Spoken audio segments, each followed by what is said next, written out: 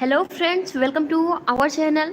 Friends, आज का जो ये लाइव सेशन है, हम इस लाइव सेशन में डिस्कस करेंगे इंग्लिश ऑब्जेक्टिव टाइप क्वेश्चन। जो भी आपके मल्टीपल टाइप्स के क्वेश्चन हैं, बहुविकल्पीय प्रश्न आज के हम वीडियो में डिस्कस करेंगे। और ये आपका इंग्लिश का अभी फर्स्ट वीडियो जो कि सीरीज के माध्यम से, और सीरीज का नाम है राजन सीरीज। और फ्रेंड्स, अगर आप इस राजन सीरीज को अच्छे से पढ़ लेते हैं ना, तो आपका जो है आप क्लियर कर लेंगे ये एग्ज़ाम, और एक भी प्रश्न इससे बाहर आप सभी को देखने को नहीं मिलेगा। ठीक है, तो चलिए फ्रेंड्स, आज से हम स्टार्ट करते हैं और कोशिश करेंगे कि जल्द से जल्द ये सारे क्वेश्चन जो है आप सभी को क्लियर करा दिया जाए, क्योंकि बहुत ही कम टाइम है आप सभी के पास। तो आप सभी के बहुत सारे क्वारीज थे कि आप सभी मतलब मैम आप इंग्लिश का भी क्लासेस लाइए। तो फ्रेंड्स, जैसे कि 11 बजे टाइमिंग है, लेकिन थोड़ा लेट हो गया, तो कोई नहीं, सबसे पहले आप सभी वीडियो को शेयर कर दीजिए, फिर हम इस सेशन को स्टार्ट करते हैं। ठीक है, और देखिए फ्रेंड्स, फर्स्ट जो आपके स्क्रीन पर क्वेश्चंस हैं आप सभी को बताना है, अगर आप सभी को पता हो तो। We have won the match, which type of sentence is this. आपसे एक वाक्य और इसी टाइप के आप सभी क्वेश्चन पूछे जाएंगे एग्जाम में, फोर्थ सेमेस्टर में। ठीक है, इससे अलग कुछ नहीं होगा। और जो ऑब्जेक्टिव टाइप के क्वेश्चंस होंगे, लगभग 5 क्वेश्चंस होंगे और 5 नंबर का होगा। ये पेपर आप सभी का 25 नंबर का होने वाला है। ठीक है, और आप सभी को 12 नंबर लाना कंपलसरी है। आपने देखा होगा कि मतलब किस तरह से बैक लगा है आपका जो है सेकेंड सेमेस्टर में प्रशिक्षु होगा। तो ये आपका सप्तम प्रश्न पत्र है, यानी कि 7वां प्रश्न पत्र। ठीक है, तो चलिए देख सकते हैं, ये पूछा जा रहा है you have won the match. तो सबसे पहले फ्रेंड्स हमें ये पता होना चाहिए कि ये कौन सा टेंस है। तो देखिए, ये हमारा जो टेंस है वो है प्रेजेंट परफेक्ट टेंस, है ना। प्रेजेंट परफेक्ट टेंस है, और इसमें क्या कहा जा रहा है और पूछा जा रहा है कि ये किस टाइप का सेंटेंस है। नेगेटिव है, पॉजिटिव है, इंटरगेटिव है, या फिर ऑल द एबव, यानी कि ये सभी हैं। तो फ्रेंड्स, आपको इसमें कहीं नेगेटिव दिख रहा है? नहीं दिख रहा है। You have won the match, हमने मैच जीत लिया। यहाँ तो ऐसा कुछ लिखा नहीं है कि हमने मैच नहीं जीत लिया या फिर नहीं जीत पाए। तो ये आप सिंपली कह सकते हैं कि ये आपका एक पॉजिटिव सेंटेंस है, यानी कि ये देख सकते हैं we have won the match, हमने ये मैच जीत लिया, और ये प्रेजेंट परफेक्ट का टेंस है, और ये एक पॉजिटिव। तो ऑप्शन नंबर बी आपका यहाँ करेक्ट हो जाएगा। सेकेंड क्वेश्चन फ्रेंड्स अभी आपके स्क्रीन पर है, और प्रश्न आप देख सकते हैं, he did not write a letter, किस type of sentence is this. ये किस टाइप का सेंटेंस है? He did not write a letter, यानी कि उन्होंने पत्र नहीं लिखा। तो सिंपली आप कह सकते हैं ये आपका सिंपल पास्ट सेंटेंस है ना। अब पूछा जा रहा है कि किस तरह का, नेगेटिव है, पॉजिटिव है, इंटरगेटिव है, या फिर ऑल द एबव है। तो friends, he did not write a letter, यानी कि did not write a letter, तो ये आपका जो है नेगेटिव सेंटेंस है। तो इसका ऑप्शन नंबर ये बिल्कुल करेक्ट हो जाएगा ये, और ये सिंपल पास्ट का है। ठीक है, नेक्स्ट आपका प्रश्न है प्रश्न number 3, which of the following sentence is correct, यानी कि 4 आप सभी के ऑप्शन दे दिए गए हैं, और पूछा जा रहा है कि इन चारों में से कौन सा ऑप्शन सही है, करेक्ट है। ठीक है, इन निम्न में से। तो Rajan is clever, Rajan are clever, Rajan clever, all the above. तो फ्रेंड्स, एक बंदा है, सिर्फ राजन के बारे में बात किया जा रहा है, तो आर कैसे होगा, है ना। तो सिंपली आप सभी को एग्जाम में इतना ज़्यादा टाइम नहीं लगाना है, आप सिंपली कह सकते हैं Rajan is clever. Option number A आपका यहाँ बिल्कुल करेक्ट हो जाएगा। ठीक है, नेक्स्ट आपका प्रश्न है प्रश्न नंबर 4, और फ्रेंड्स हम कोशिश कर रहे हैं कि आपको जल्दी जल्दी से बहुविकल्पीय प्रश्न जो है डिस्कस कराया जाए, ताकि जो आपके शॉर्ट क्वेश्चन है वो हम अच्छे से डिस्कस कर सकें। और 4th नंबर का आपका क्वेश्चन है, विच type of TLM can be used in English. TLM, देखिए फ्रेंड्स, TLM आप सभी को सिंपली पता होना चाहिए, टीचिंग लर्निंग मटेरियल। TLM का फुल फॉर्म क्या होता है? तो teaching learning material can be used English teaching, मतलब जो है किसके लिए हम यूज कर सकते हैं इंग्लिश शिक्षण के लिए। तो colour, food, flowers, all the above, तो आप सिंपली कह सकते हैं ऑल द एबव, यानी कि आपका यहाँ ऑप्शन नंबर डी बिल्कुल करेक्ट हो जाएगा। तो आई होप कि फ्रेंड्स ये सेशन आप सभी को समझ में आ रहा होगा। अगर समझ में आ रहा हो तो एक बारी वीडियो को लाइक कर दीजिए, है ना, और जो भी आपके दोस्त फ्रेंड्स हैं उनको शेयर कर दीजिए, क्योंकि यूट्यूब जो है ना वो नोटिफिकेशन नहीं भेजता है। और देखिए बहुत ही इंपॉर्टेंट क्लासेस है आप सभी के लिए, और इसी में से पूछेगा, अलग से नहीं पूछेगा। लगभग 80 से 86 प्रश्न है और इसी में से 5 क्वेश्चन और जो इम्पोर्टेंट मार्का है हम आप सभी को वही बस कराएंगे, ठीक है। प्रश्न नंबर 5 पूछा जा रहा है, how many types of conjunction are found. Conjunction के कितने प्रकार होते हैं, कंजक्शन के कितने प्रकार जाते हैं, 1 2 3 4। अगर आप सभी को पता है तो फ्रेंड्स आप एक बार बताइए प्रकार पाए जाते हैं। 5 का डी ऑप्शन आ रहा है 4।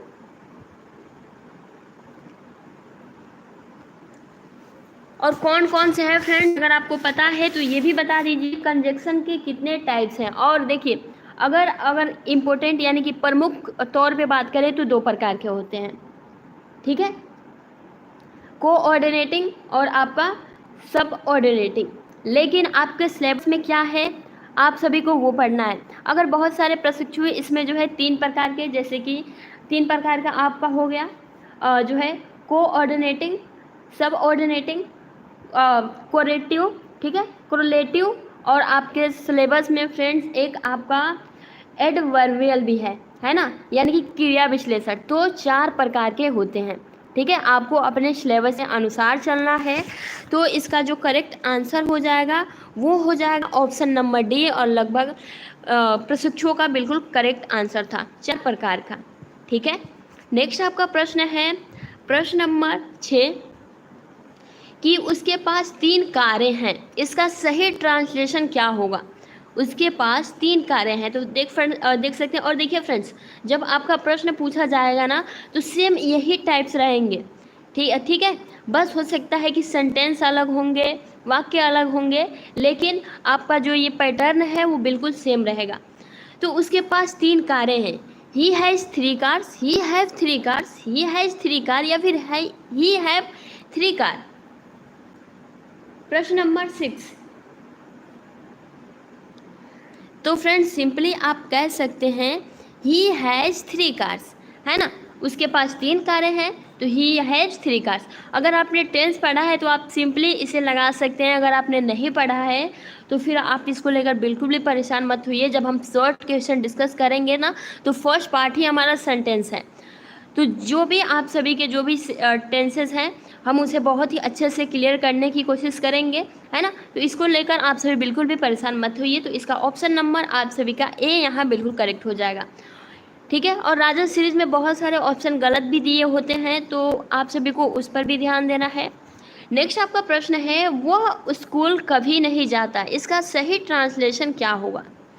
4 ऑप्शन आप सभी के फ्रेंड्स अभी स्क्रीन पर दे दिए गए हैं और पूछा जा रहा है कि वह स्कूल कभी नहीं जाता, इसमें बीच में आया है कभी नहीं जाता है, तो क्या होगा, he never goes to school, he never go to school, he not go to school, या फिर ऑल द एबव। पहले वह स्कूल नहीं जाता, ये कौन सा टेंस है, तो ये आपका प्रेजेंट इंडिफरेंट टेंस है, जिसके अंत में ता है, ती है, ते हैं, ठीक है, उसे हम प्रेजेंट इंडिफरेंट टेंस कहते हैं, ठीक है। अगर इसमें नहीं आ जाए तो डू नॉट, डज नॉट लगता है। लेकिन यहाँ सबसे इम्पोर्टेंट है जब बीच में कभी नहीं आ जाए तो उसके लिए हम नेवर का यूज करते हैं, नॉट का यूज। तो सबसे पहले तो आपका जो सी दिया है नॉट गो, ये कट हो जाए, है ना।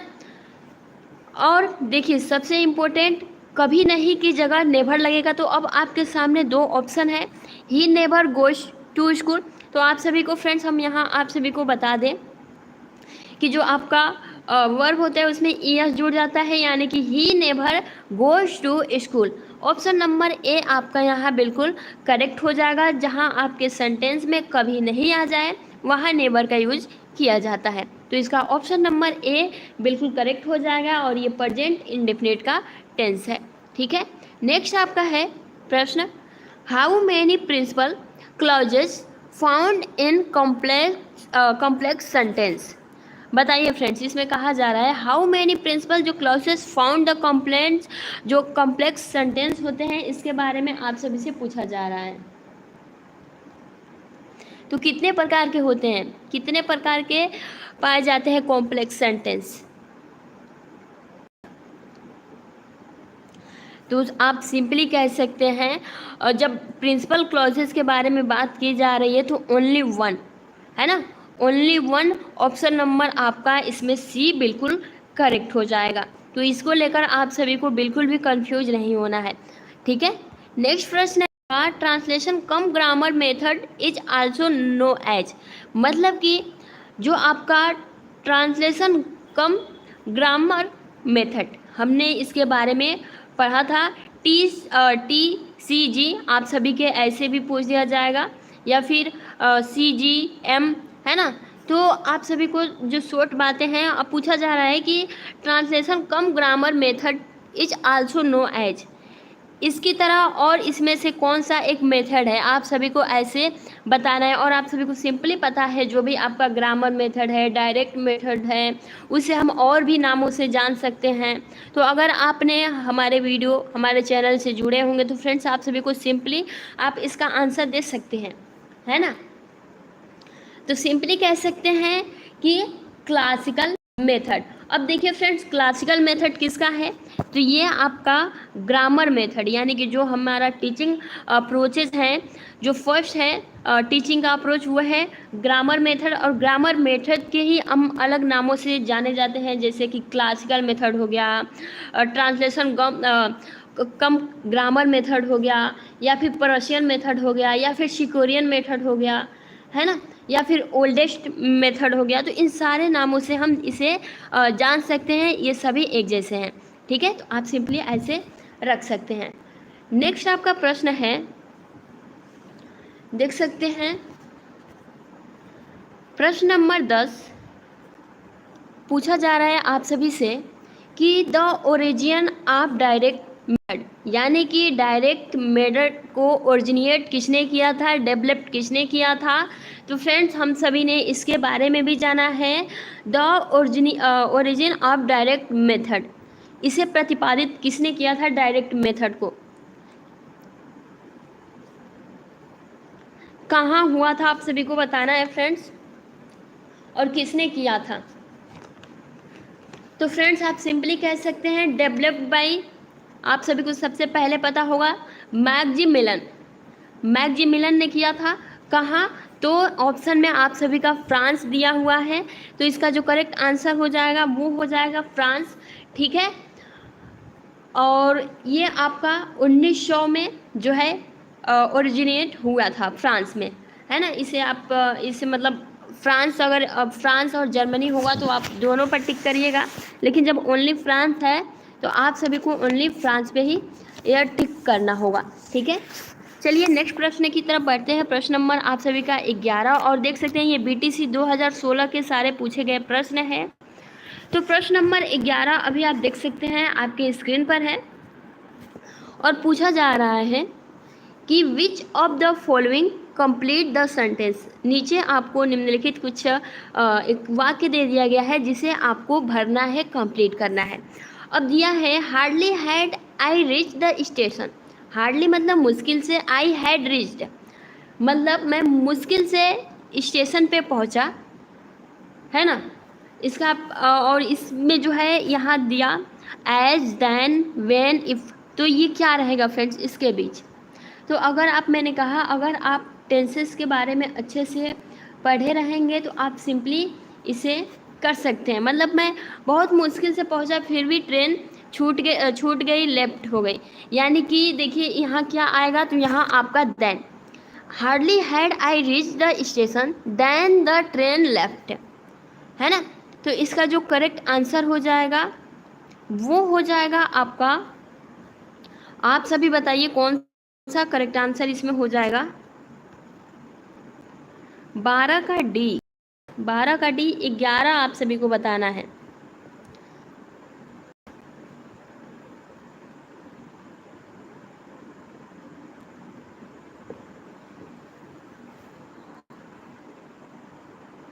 और आप सभी के राजन सीरीज में कुछ क्वेश्चंस गलत भी दे रखे हैं, है ना।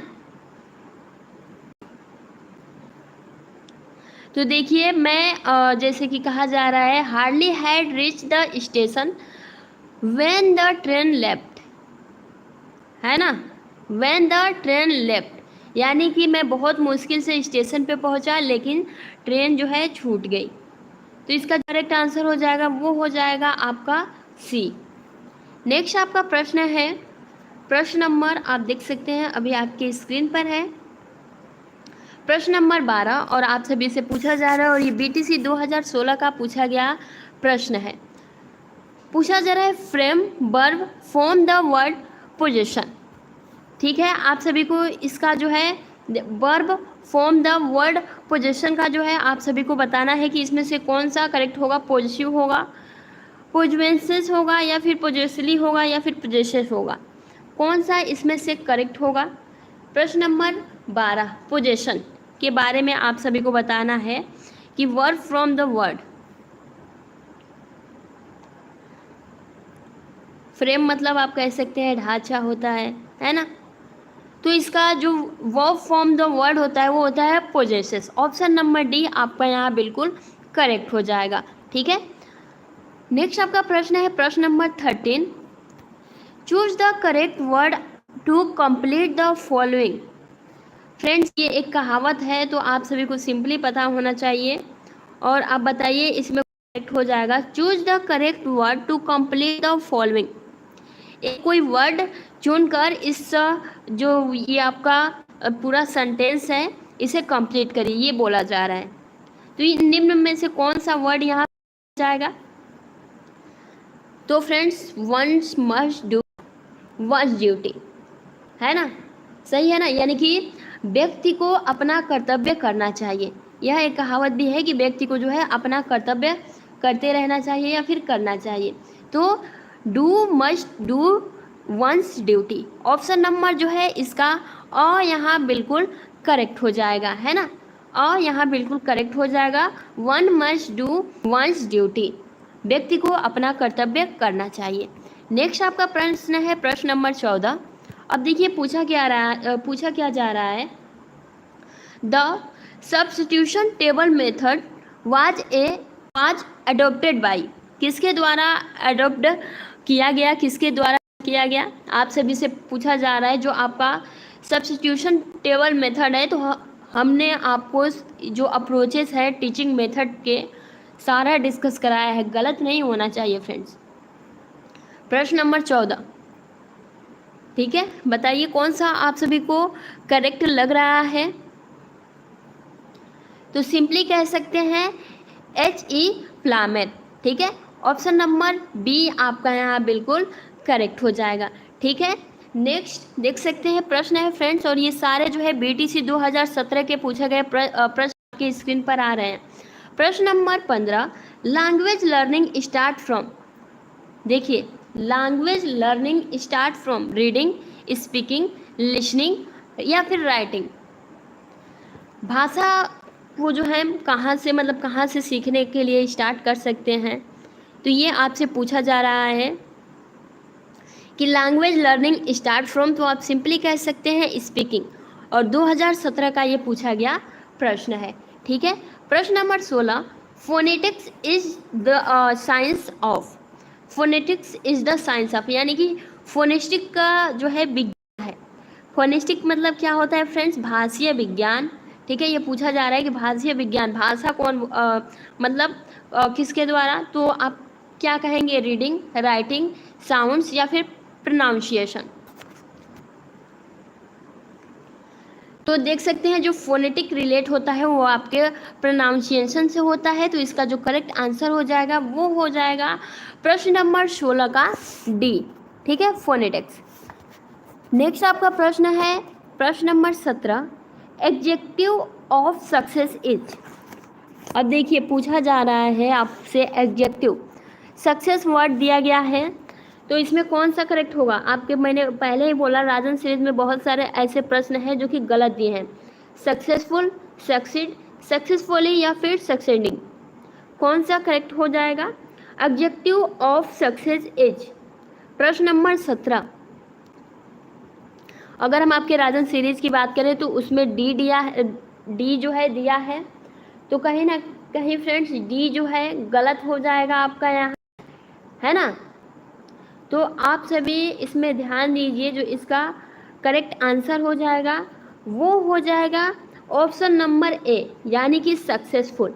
ठीक है, ऑब्जेक्टिव ऑफ सक्सेस का जो है सक्सेसफुल होता है, ऑप्शन नंबर ए यहाँ करेक्ट हो जाएगा, ना कि डी।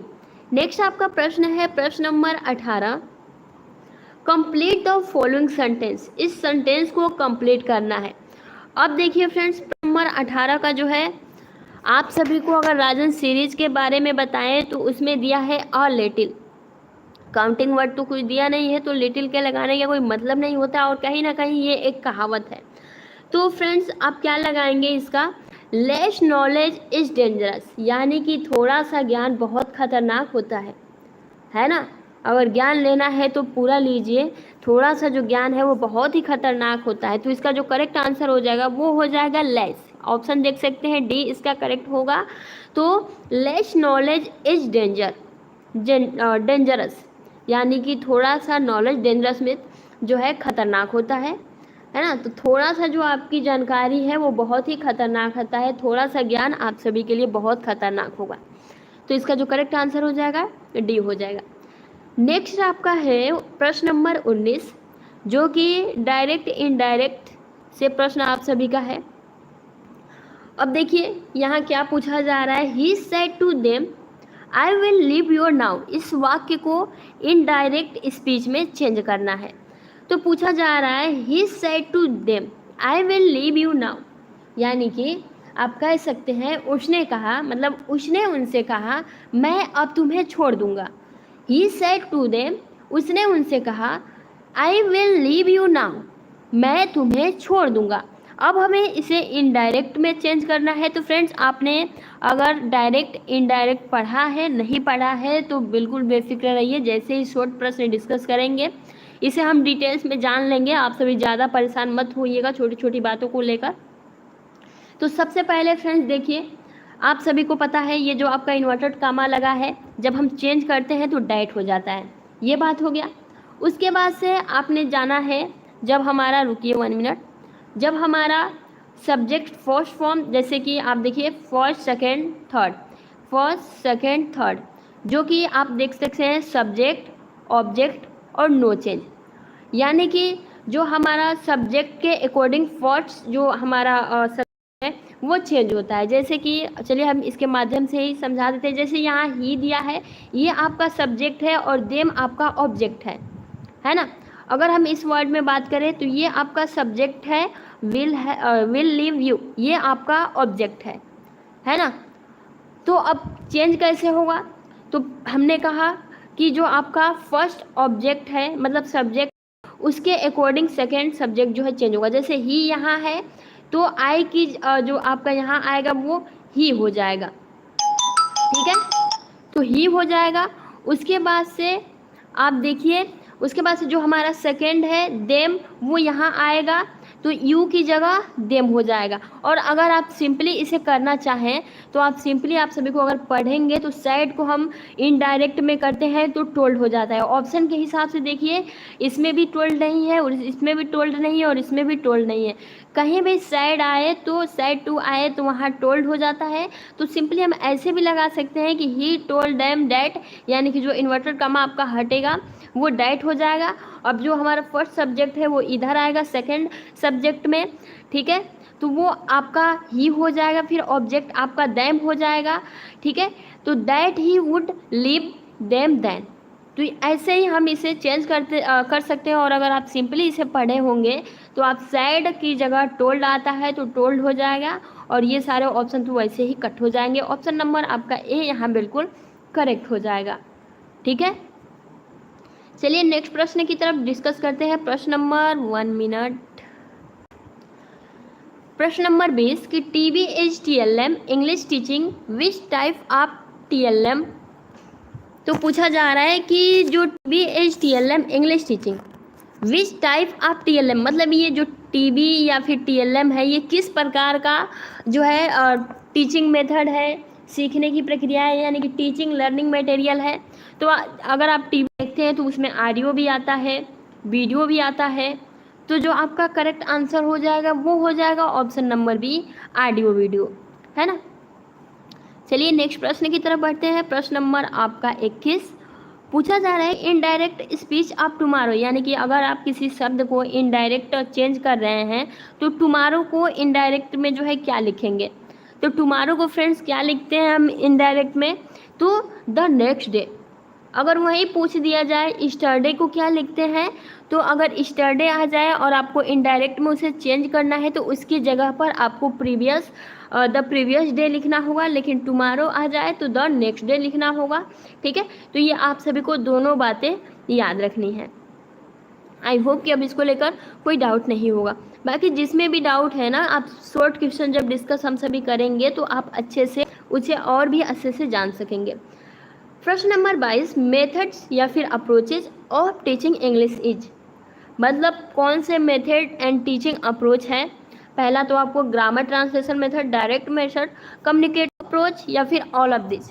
तो फ्रेंड्स आप सिंपली कह सकते हैं ग्रामर ट्रांसलेशन मेथड यानी कि GTM method, direct method, bilingual method, doctor West method, communicative approach, यानी कि ये सभी।